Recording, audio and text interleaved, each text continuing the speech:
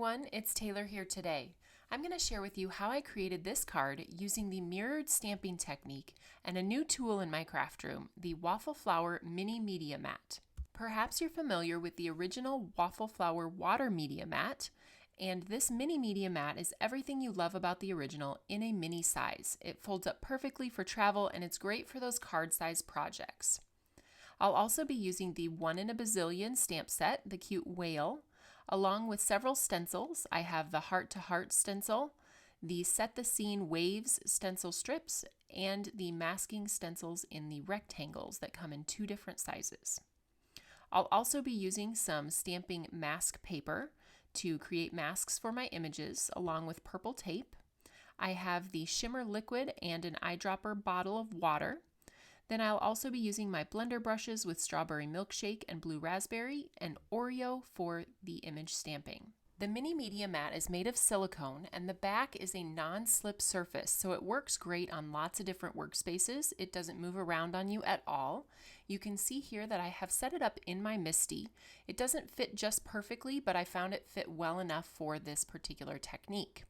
So what I'm going to do is set up that stamp on my card about where I want it, and I've removed the cardstock and I'm going to stamp that down 3 times just to get the most black ink onto that silicone surface as possible.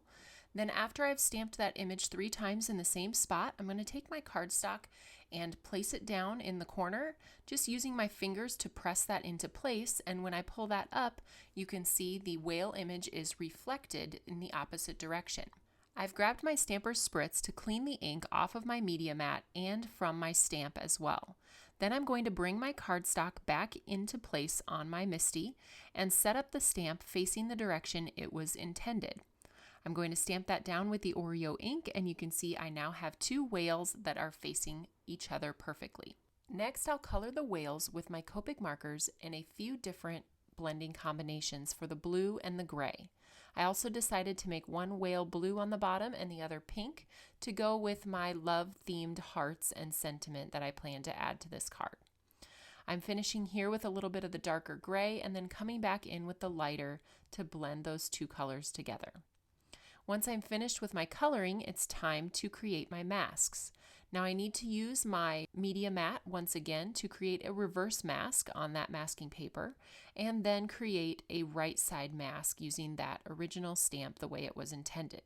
So now I have a whale going in both directions, and I will fussy cut those out and have masks to fit over the whales while I do the stenciled backgrounds. After putting the masks in place, I'll be using the larger rectangle from the Designer Masking Stencil Rectangles set. I can center that cardstock with the help of those alignment guides to make sure that my cardstock is perfectly centered on that design. Next, I'll be using the Set the Scene Waves stencil strips, just blender brushing across the top of that stencil and moving it down, brushing color as I go to create the beautiful wave pattern on the bottom portion of this card. Then I will take the Heart to Heart stencil with the masks still in place over the whales and blend strawberry milkshake ink over the top of those hearts. After finishing that step, I left the stencil in place just because it was easier in order to set up my sentiment here in the MISTI. I set up the Your Whaley Great, and I'm stamping that down with Oreo ink within the bottom of the waves. Now after removing the masks and the stencil, you can see I have a perfectly centered border around the outside, and my cute colored whales stayed intact while I did the blender brush background. Now I'm going to use our liquid shimmer to add a little bit of sparkle to the background.